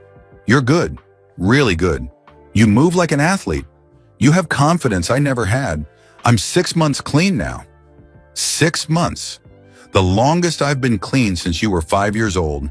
I have a job at a warehouse. It's hard work, but honest work. I'm saving money. I'm getting my life together. And I'm coming home. I don't know when exactly. Maybe in a few more months when I have enough money saved. When I feel strong enough. When I can look you in the eye without shame. I'm going to tell you I'm sorry. I'm going to ask if you can forgive me. I'm going to try to be the father I should have been all along. I know it won't be easy. I know you might be angry. You have every right to be. But I hope, I pray, that you'll give me a chance. Just one chance to prove I can be better. I've been practicing what I'll say to you. I've written it down 100 times. But I know that when I see you, all those practiced words will disappear. All I'll be able to say is, I love you. I'm sorry. Please forgive me. I'm not sending these letters yet. I want to hand them to you in person. I want to see your face when you read them. I want to answer your questions.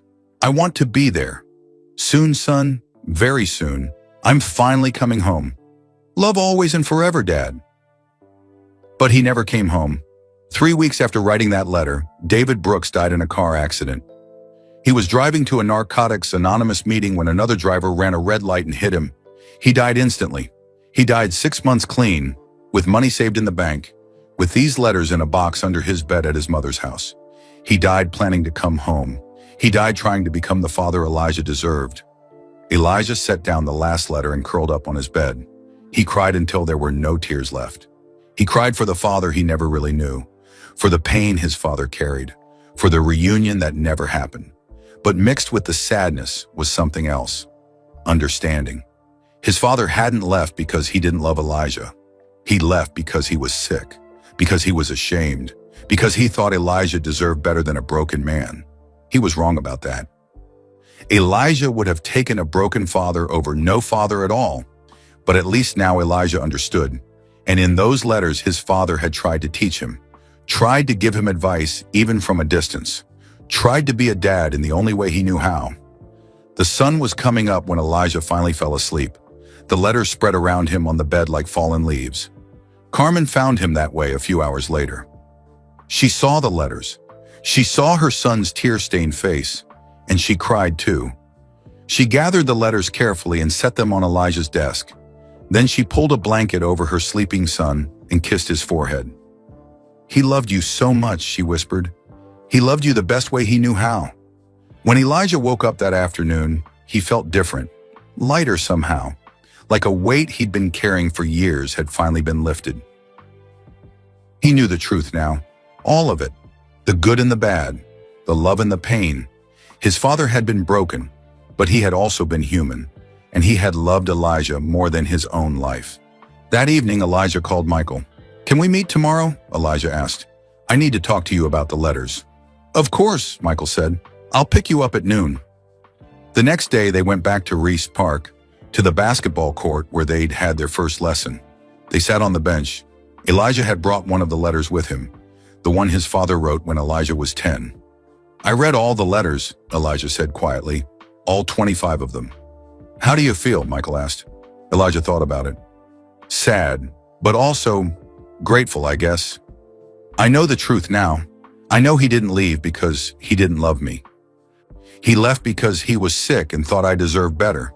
"He was wrong," Michael said. "You deserved him. Broken or not, you deserved your father." "I know, but I also understand why he thought that way. Addiction does that to people, doesn't it? Makes them believe lies about themselves." Michael nodded. "It does. And it breaks my heart that your father couldn't see what I see. That trying is what matters. That showing up, even when you're broken, is what makes you a father." They sat in silence for a moment. Then Elijah asked, "When you were friends with my dad, what was he like?" Michael smiled. "He was funny, quick with a joke, loyal to his friends, and he loved basketball almost as much as I did. He wasn't the most talented player, but he worked harder than anyone else. He never gave up." "That sounds like a good person." "He was a good person, Elijah. He just fought a battle he couldn't win. That doesn't make him bad, it makes him human." Elijah pulled out the letter and handed it to Michael. "Read this one, the one from my 10th birthday." Michael read it slowly. When he got to the part about being a man, his eyes filled with tears. "Your father was smarter than he gave himself credit for," Michael said, his voice thick. "This advice? It's good. Really good. Being a man isn't about being perfect. It's about getting back up. It's about choosing love over fear." He looked at Elijah. "Your father couldn't live up to his own advice. But that doesn't make the advice wrong. In fact, it makes it more powerful. Because he knew the right answers even when he couldn't follow them himself." "I want to be the man he couldn't be," Elijah said. "I want to make choices that would make him proud." "You already are," Michael said. "Every day you're becoming the man your father dreamed you'd be. You're strong where he was weak. You're brave where he was afraid. You ask for help instead of running away. That's exactly what he wanted for you." Elijah felt something shift inside him, a piece of the puzzle clicking into place. "Thank you," he said to Michael, "for being here, for teaching me, for knowing my dad and still caring about me." Michael pulled Elijah into a hug. "Thank you for asking me that question at the charity event. Thank you for reminding me what really matters. You saved me as much as I saved you." They played basketball for a while after that, one-on-one, like they had on their first day together. But this time felt different. This time, Elijah played with a freedom he'd never felt before. He knew the truth about his father now, and the truth, painful as it was, had set him free. 6 months had passed since Elijah learned the truth about his father. 6 months of weekly meetings with Michael. 6 months of lessons, conversations, and growth. 6 months of becoming someone new while honoring who he'd always been. Elijah was 15 now, taller, stronger, more confident. He had made the varsity basketball team as a freshman, the youngest player on the squad. His grades had improved from B's and C's to mostly A's. He volunteered at the community center every Thursday, helping younger kids with their homework. But the biggest change was inside. Elijah no longer felt lost. He no longer wondered every day how to be a man without a father. Because he'd learned something powerful over these months. You become a man by choosing to, every single day. Carmen saw the transformation in her son and cried happy tears when she thought he wasn't looking. Her baby boy was growing up, and he was growing up into someone good, someone strong, someone kind. Helen, his grandmother, had become a regular part of their lives. She came for dinner every Sunday. She told stories about David as a little boy, before the addiction, before the pain. Stories that helped Elijah see his father as a whole person, not just a tragedy. "Your father could make anyone laugh," Helen said one Sunday over chicken and rice. "Even when things were hard, he found the humor." "You have that same gift, Elijah. I see it in you." Elijah had also grown close to Marcus's father, Mr. Thompson. Mr. Thompson had taught both boys how to change a car tire, how to tie a proper tie, and how to ask a girl to dance without feeling terrified. "It takes a village," Mr. Thompson said one afternoon, while teaching them basic car maintenance. "No boy becomes a man alone. We all need guidance, and we all need to give guidance when our time comes." Miss Miller continued to check in with Elijah at school. She saw the change in him and felt proud, knowing she'd played a small part by giving him that ticket to the charity event. "You're different now," she told him one day after class. "You carry yourself differently. You speak with more confidence. What changed?" Elijah thought about it. "I stopped waiting for someone to save me. I started saving myself with help from people who cared." Ms. Miller smiled. "That's wisdom beyond your years." But through all these changes, through all these new relationships and lessons, Michael remained the anchor, the constant, the mentor who had started it all. They still met every Saturday. Sometimes they played basketball. Sometimes they just talked. Sometimes they sat in silence, both comfortable enough with each other that words weren't necessary. One Saturday in late April, Michael picked up Elijah with a different energy than usual. He seemed excited about something, nervous even. "Where are we going today?" Elijah asked as they drove through Chicago. "Somewhere special," Michael said. "Somewhere I haven't been in a long time." They drove for 40 minutes, leaving the city behind. They passed through suburbs and small towns until they reached a place Elijah had never seen before, the James Jordan Boys and Girls Club. It was a beautiful building made of red brick with big windows and a brand new basketball court visible through the glass doors. Kids of all ages ran around inside, playing, laughing, learning. "I built this place 10 years ago," Michael said as they parked. "Named it after my father. It's a safe place for kids who need somewhere to go, somewhere to learn, somewhere to grow." They walked inside.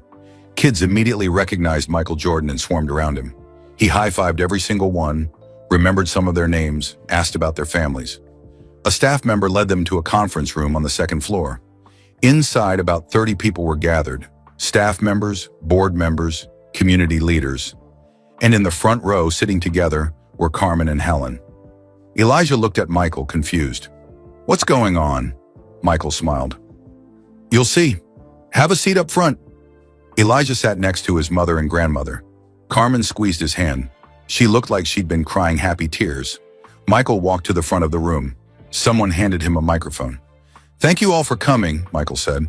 "I know some of you are wondering why I called this meeting, why I asked you to gather here on a Saturday afternoon." He paused and looked at Elijah. "1 year ago, a brave young man asked me a question that changed my life. He asked me how to become a man without a father to show him the way." The room was completely silent. At first, I didn't have an answer. The question caught me off guard. It reminded me of my own pain, losing my father to violence. It reminded me of feelings I'd buried for years. Michael's voice grew stronger. But that question also woke something up inside me. It reminded me that being a man isn't just about success or championships or money. It's about being present. It's about showing up. It's about using whatever we have, time, resources, experience, to lift up the next generation. He gestured toward Elijah. This young man's name is Elijah Brooks. His father was my friend when we were teenagers. His father struggled with addiction and passed away 3 years ago, never getting the chance to be the father he desperately wanted to be. People in the room wiped their eyes.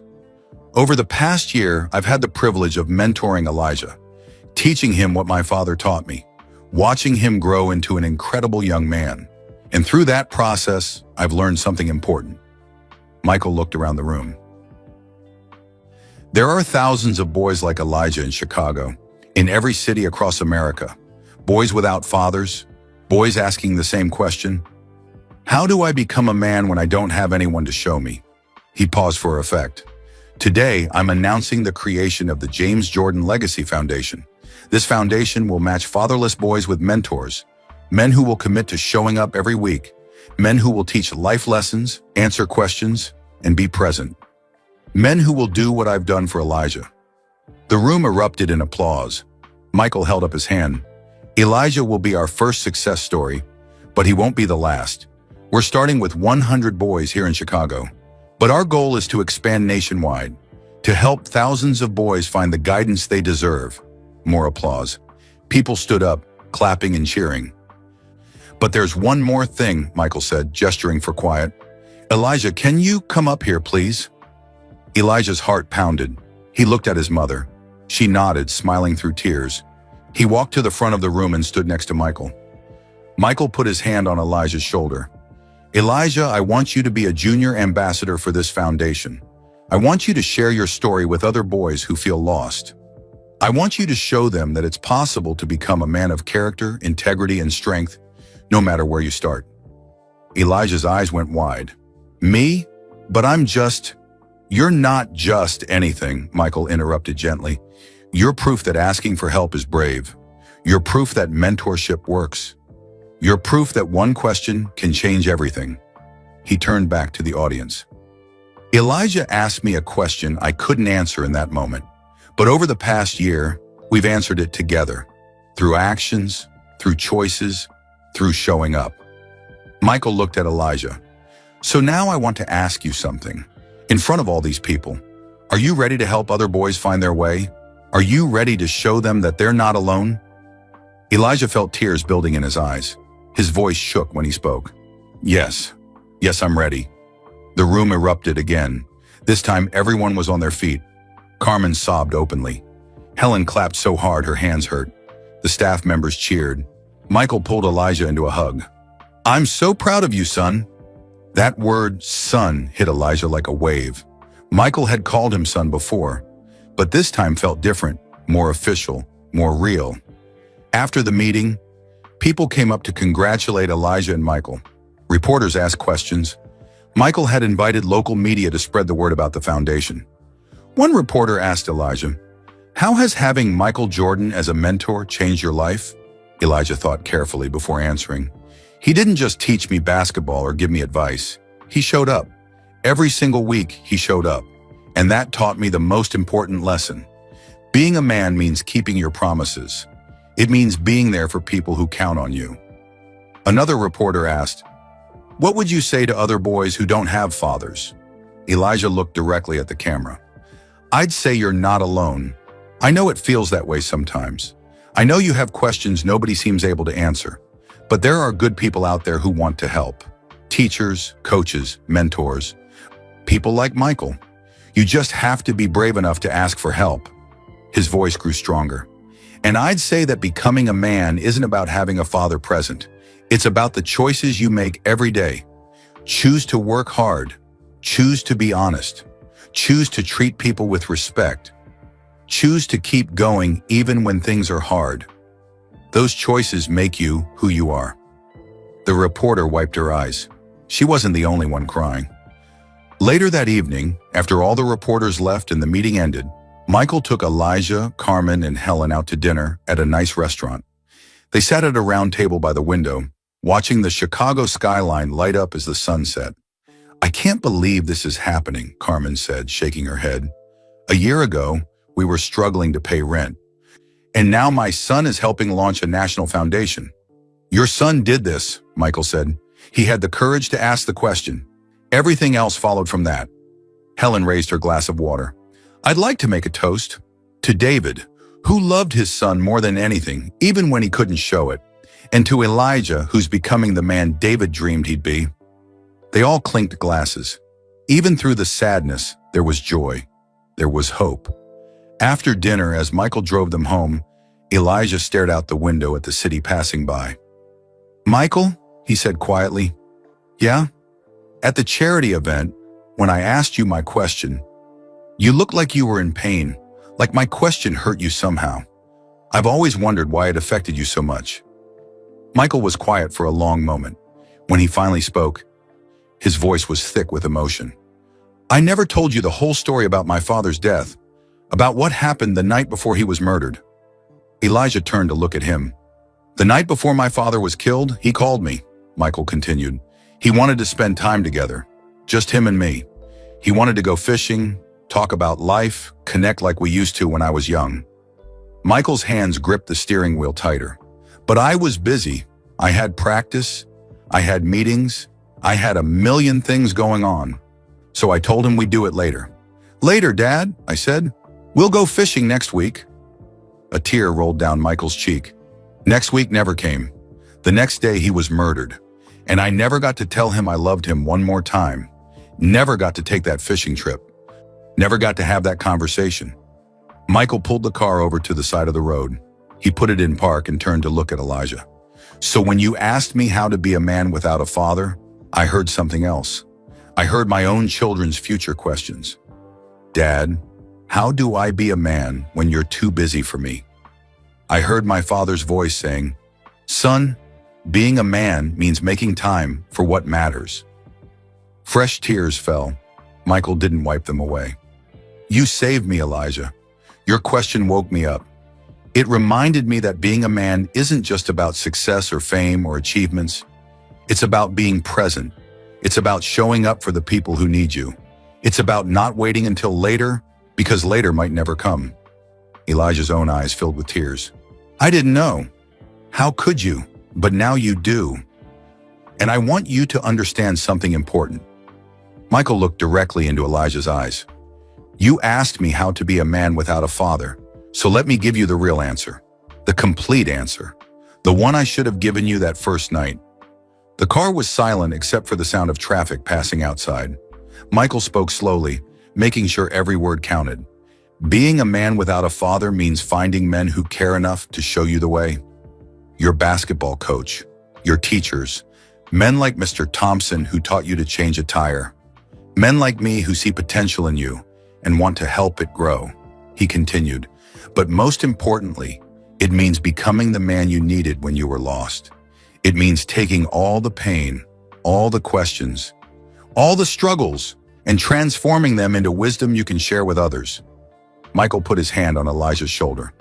"Your father couldn't be here to teach you. My father was taken from me too soon. But they both left us something valuable. Lessons about what matters. Your father's letters taught you about love and regret. My father's example taught me about discipline and presence. We honor them by living those lessons, by being the men they wanted us to be." Elijah wiped his eyes. "So that's how you do it? You become the man you needed?" "Exactly," Michael said. "You take every lesson, the good and the bad, and you use them to help the next person.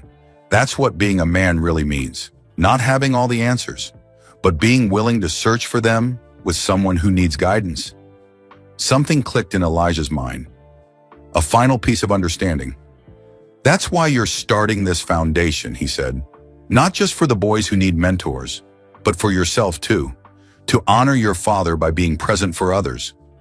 Michael nodded. "I can't go back and take that fishing trip with my father, but I can show up for boys who need guidance now. I can make time for what matters now. I can be present now." He smiled through his tears. "And you, Elijah, You're going to do the same thing. You're going to take your pain, growing up without a father, and transform it into purpose. You're going to help other boys who feel lost. You're going to be the person you needed when you were asking those hard questions. Elijah felt something powerful wash over him. Understanding, purpose, peace. I'm ready, he said. I'm ready to help other boys find their way. Michael pulled him into a hug. They sat there in the parked car. Two people who'd lost their fathers, who'd found each other, who'd learned that being a man meant showing up even when it was hard, especially when it was hard. When they finally pulled apart, Michael started the car again. You know what the crazy thing is? Michael said as they drove toward Elijah's apartment. What? Your father knew all of this. In his letters, he told you exactly what it takes to be a man. He knew the answers even when he couldn't live up to them himself. And now you're going to live those answers for him. Elijah looked out the window at the city lights. I hope I make him proud. You already have, Michael said. Trust me. Wherever he is, he's watching you become the man he always knew you could be. And he's proud. So proud. They pulled up to Elijah's building. Carmen and Helen got out first, giving the two of them a moment alone. Same time next week? Michael asked. Same time next week, Elijah confirmed. Then he paused. Michael? Yeah? Thank you for everything.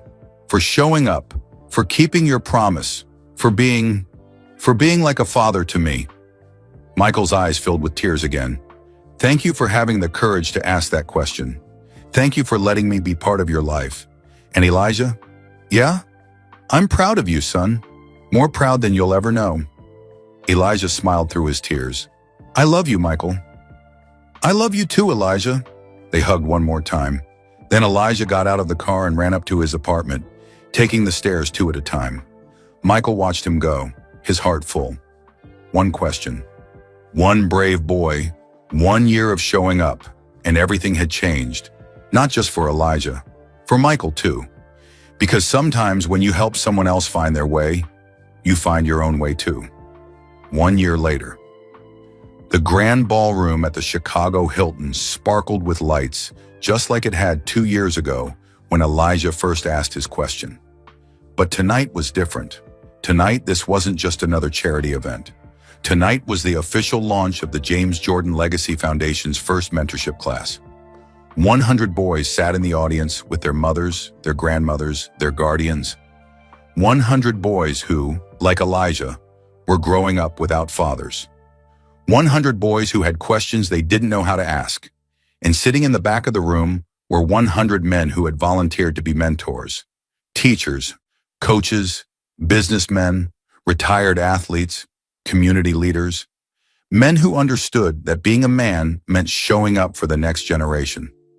Elijah stood backstage, wearing a suit for the first time in his life. His hands were sweating. His heart pounded so hard he could hear it in his ears. Carmen adjusted his tie for the third time. You look so handsome, baby, so grown up. I'm nervous, Mom. I know, but you're going to be amazing. Just speak from your heart. Helen stood nearby, holding a tissue and trying not to cry. Your father would be so proud of you right now. So incredibly proud. Ms. Miller was there too. She had flown in from a conference just to see this moment. Remember, Elijah, you already changed one life by asking that question, your own. Tonight, you're going to change 100 more. Marcus and his father, Mr. Thompson, gave Elijah encouraging thumbs up from the side of the stage. Michael Jordan walked up, placing a hand on Elijah's shoulder. He was wearing a sharp black suit and looked calm, but Elijah could see the emotion in his eyes. You ready? Michael asked. I don't know.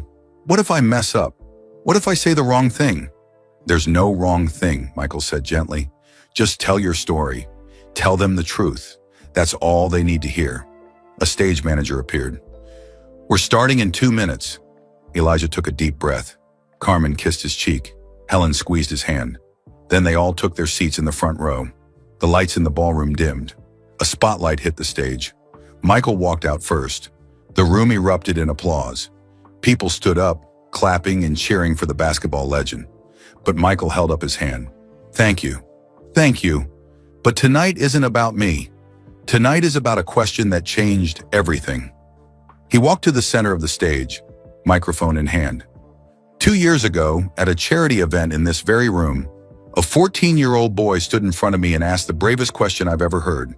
He asked me, "How do I become a man without a father to show me how?" The room went completely silent. "I want to tell you something," Michael continued, his voice strong but emotional. "That question broke my heart. It reminded me of my own pain, losing my father to violence when I was 30 years old.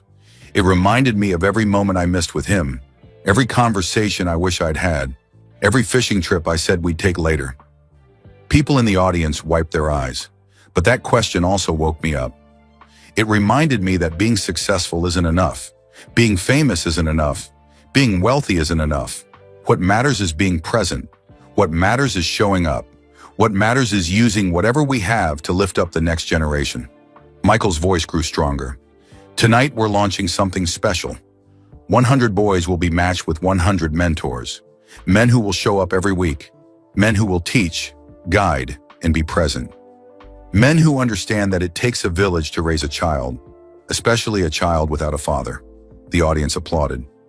"But before we begin the matching ceremony, I want you to meet the young man who started all of this. The boy who had the courage to ask the question. Ladies and gentlemen, please welcome Elijah Brooks." The spotlight shifted to the side of the stage. Elijah walked out slowly. His legs felt like rubber. The bright lights made it hard to see the audience, but he could hear them, hundreds of people clapping for him. He walked to the center of the stage and stood next to Michael. Michael handed him the microphone. Elijah looked out at the sea of faces. He saw his mother in the front row, crying and smiling at the same time. He saw Helen with both hands over her heart. He saw Ms. Miller giving him an encouraging nod. But most importantly, he saw the 100 boys scattered throughout the audience. Boys with the same lost look he'd had 2 years ago. Boys with questions they were afraid to ask. Boys who needed hope. Elijah cleared his throat and began to speak. "Hi, my name is Elijah Brooks. I'm 16 years old, and my father left when I was 5. His voice shook at first, but grew steadier with each word. "For most of my life, I felt lost. I had questions nobody could answer. How do I tie a tie? How do I stand up to bullies? How do I know if I'm making the right choices? How do I become a man when I don't have a father to show me?" He paused, looking at the boys in the audience. 2 years ago, I got a ticket to meet Michael Jordan at a charity event. I wrote my question on a piece of paper. My hands were shaking so bad I could barely hold it. When I got to the front of the line, I asked him my question. And then I got pulled away before he could answer. Some people in the audience gasped, remembering that moment or imagining it. I went home feeling stupid, embarrassed, like I'd wasted my one chance to get answers. But 3 days later, Michael Jordan knocked on my apartment door. Elijah turned to look at Michael, who stood off to the side with tears in his eyes. He came to my home, to my small apartment on the south side, and he said something I'll never forget. "You asked me a question I couldn't answer in that moment. That wasn't right. So I came here to give you a proper answer." Elijah's voice cracked with emotion. "For the past 2 years, Michael has been my mentor. He showed up every single week. He taught me about discipline, respect, honesty, and how to control my emotions. He played basketball with me. He took me to restaurants and taught me how to treat people. He showed me what it means to be a man." The audience was completely silent now, hanging on every word. "But here's the most important thing he taught me," Elijah said, his voice strong and clear. "Being a man without a father doesn't mean you have to figure everything out alone. It means finding people who care enough to guide you. It means having the courage to ask for help. It means taking all the pain and questions and confusion and transforming them into purpose." He looked directly at the boys in the audience. "I know how you feel. I know what it's like to watch other kids with their dads and feel that emptiness in your chest. I know what it's like to have questions nobody can answer. I know what it's like to feel alone." Tears streamed down Elijah's face, but he didn't wipe them away. "But I'm here to tell you something important. You are not alone. Not anymore. Tonight, each of you is going to meet a mentor, a man who has volunteered to show up for you, to teach you, to guide you, to be there." His voice rose with passion. "These men aren't replacing your fathers. Nobody can do that. But they're choosing to be present in your life. They're choosing to invest time in you. They're choosing to show you what it means to be a good man. Elijah paused, composing himself. I also want to tell you about my father. His name was David Brooks. He struggled with addiction. He left when I was 5 and died 3 years ago, trying to get clean so he could come home. The room was so quiet you could hear people breathing. Before he died, my father wrote me 25 letters. Letters he never sent because he didn't feel worthy of being my dad.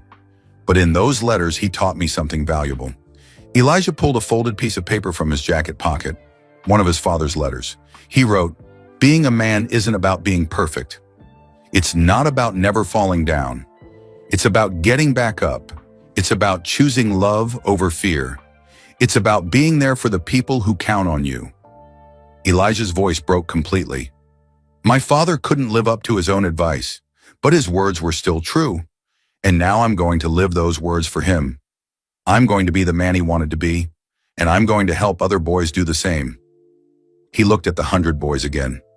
So I want to ask you to do something brave. When you meet your mentor tonight, be honest with them. Tell them your fears, ask your questions, be yourself. Because that's what I did with Michael. I was honest, I was vulnerable, and it changed my life. Elijah's voice grew strong again. Your father might not be here. My father isn't here, but we're not alone. We have people who care. We have people who will show up, and one day we're going to be the men who show up for the next generation. We're going to be the fathers, the mentors, the guides that we needed when we were lost. He paused, letting his words sink in. Being a man without a father isn't a curse. It's a challenge. And if we face that challenge with courage, with honesty, and with the help of good people, we can become men of character, integrity, and strength. Elijah looked out at the entire audience. The boys, the mentors, the mothers, the staff, everyone. So tonight we start a journey together. 100 boys, 100 mentors, one foundation built on a simple idea. Nobody has to figure out life alone. We show up for each other. We teach each other. We lift each other up. His voice rang out clear and strong. That's what it means to be a man. Not perfection, not having all the answers, but showing up, being present, choosing courage over fear, and never ever giving up on yourself or each other. The room exploded. Every single person stood up. The applause was deafening. People cried openly. Mothers hugged their sons. Mentors wiped their eyes. The 100 boys looked at Elijah like he was a superhero. Because in that moment, he was.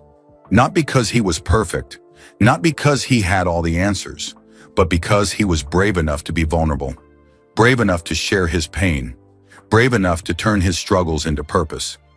Michael walked over and pulled Elijah into a tight hug. Both of them cried. "I'm so proud of you," Michael whispered in his ear. "So incredibly proud." When they pulled apart, Michael took the microphone again. "Let's give Elijah another round of applause," he said. The room erupted again. When the applause finally died down, Michael continued. "Now comes the most important part of tonight, the matching ceremony. Each boy will be called up to meet his mentor. These partnerships will last for at least 1 year, with the hope that they'll continue long after that." For the next 2 hours, names were called. Boys walked nervously to the stage. Mentors stepped forward with warm smiles. They shook hands. Some hugged. Many cried. Each pairing was unique. Each story was different, but they all had the same foundation. A boy who needed guidance and a man who chose to show up. Elijah watched from the side of the stage, his heart full. He saw himself in every single boy. The nervousness, the hope, the fear that maybe this wouldn't work out. But he also saw something else. Possibility, potential, the beginning of transformation. When the last pairing was announced, Michael called everyone back to attention. "Before we end tonight, I want to share something personal," he said, his voice heavy with emotion. "When I lost my father, I felt lost for years. I quit basketball. I walked around with a hole in my heart that nothing could fill. I had success, fame, money, but none of it mattered because the person I wanted to share it with was gone." He paused, composing himself. Elijah's question reminded me of a truth I'd forgotten. The best way to honor the people we've lost is to be present for the people who are still here. to show up, to invest our time, our wisdom, our hearts into the next generation. Michael looked at the 100 mentor-mentee pairs sitting in the audience. To all the mentors here tonight, thank you for showing up. Thank you for choosing to invest in these boys. You're not just changing their lives, you're changing the future, because these boys will grow up to be mentors themselves. They'll pass on what you teach them. Your impact will ripple forward for generations. Then he looked at the boys. And to all the young men here tonight, you are not defined by your father's absence. You are defined by the choices you make every single day. Choose courage. Choose honesty. Choose hard work. Choose kindness. Choose to get back up when you fall down. Those choices will make you the men you're meant to be. Michael's voice rose with passion. Some people say it takes a father to make a man. I say it takes a village. It takes teachers who care, coaches who invest time, mentors who show up, friends who support, mothers who sacrifice, grandmothers who love, and most importantly, it takes young men who are brave enough to ask for help. He pointed to Elijah. This young man asked for help, and look what happened. He changed his life. He changed my life. And tonight, he's helping change 100 more lives. The room erupted in applause once more. As the event wound down and people started to leave, something beautiful happened. One by one, boys came up to Elijah. They thanked him for sharing his story. They told him they felt less alone. They asked him questions about his journey. A 12-year-old named Marcus, not Elijah's best friend, but another Marcus, said, "I was scared to come tonight. I thought everyone would think I was weak for needing help. But you showed me that asking for help is actually brave." A 15-year-old named James said, "My dad died when I was 8. I thought I could figure everything out alone. But now I see I don't have to. Thank you for showing me that." A 13-year-old named Antonio said, "I'm going to write letters to my dad, like your dad wrote to you. Even though he's gone, I still have things I want to say to him." Each boy's story was different, but the message was the same. Elijah's courage had given them permission to be vulnerable, to seek help, to hope for something better. By the time the last person left, it was nearly midnight. Elijah sat on the stage steps, exhausted but happy. Carmen, Helen, Michael, Ms. Miller, Marcus, and Mr. Thompson gathered around him. "You did good tonight, baby," Carmen said, sitting next to him and putting her arm around his shoulders. "Real good. Your father would be bursting with pride," Helen added, her voice thick with emotion. "You inspired a lot of people tonight," Ms. Miller said. "Not just the boys, the adults too. You reminded all of us what matters." Marcus punched Elijah's shoulder playfully. "Yo, my boy is famous now. Can I still hang out with you, or are you too big time?" Everyone laughed. The tension of the emotional evening broke, and for a moment, they were just a group of people who loved each other. Michael sat down on Elijah's other side. "You remember 2 years ago when you asked me that question?" he said quietly. "Of course, how could I forget? I couldn't answer you then, but did I answer it now? Over the past 2 years, did I give you the answer you needed?" Elijah thought about everything that had happened. The lessons, the conversations, the basketball games, the letters from his father, the grandmother he'd found, the foundation that was born from a single question. "You gave me something better than an answer," Elijah said. "You gave me an example. You showed me how to be a man by being one yourself, by showing up, by keeping your promises, by being present." Michael's eyes filled with tears. That's all any of us can do. Be an example. Be present. Be consistent. They sat in comfortable silence for a moment. Then Elijah said something that made Michael's heart swell with pride. "I'm going to do this for the rest of my life, you know. Mentor boys who need guidance. Be present for people who feel lost. Turn my pain into purpose." "I know you will," Michael said, "because that's what good men do. They take their struggles and transform them into service. They take their pain and turn it into healing for others." As they all prepared to leave the ballroom, Elijah took one last look at the stage where he'd shared his story, where he'd been vulnerable in front of hundreds of people, where he'd turned his pain into power. He thought about his father, David Brooks, and the letters he'd left behind. Letters full of love, regret, and wisdom. He thought about Michael Jordan, who had knocked on his door and changed his life. He thought about his mother, who had worked 2 jobs to give him a better life. He thought about Helen, the grandmother he'd found. He thought about the 100 boys who now had mentors because he'd been brave enough to ask a question, and he realized something profound. He wasn't a boy anymore. Somewhere along the way, in the process of asking questions and learning lessons and making choices and showing up, he had become a man. Not because he was perfect, not because he had all the answers, but because he understood what really mattered. Being a man meant being honest about your struggles. It meant asking for help when you needed it. It meant making choices that aligned with your values. It meant being present for people who counted on you. It meant turning your pain into purpose. It meant showing up day after day even when it was hard, especially when it was hard. As they walked out of the ballroom together, his family, his mentors, his friends, Elijah smiled. He'd asked a question 2 years ago that changed everything, and now he was living the answer. Elijah Brooks stood at the edge of the basketball court at Washington High School, watching the varsity team practice. He was 19 now, a freshman at Northwestern University on a partial academic scholarship. He came home every weekend to volunteer with the James Jordan Legacy Foundation. The foundation had grown beyond anyone's wildest dreams. What started with 100 boys in Chicago had expanded to 5 cities. Over 2,000 boys had been matched with mentors. The success rate was incredible. 95% of the boys in the program graduated high school and went on to college or vocational training. Carmen had finished her nursing degree and now worked at Children's Memorial Hospital, where she advocated for kids from struggling families. She'd even started a support group for single mothers. Helen was an active volunteer with the foundation, sharing David's story to help others understand addiction and the importance of second chances.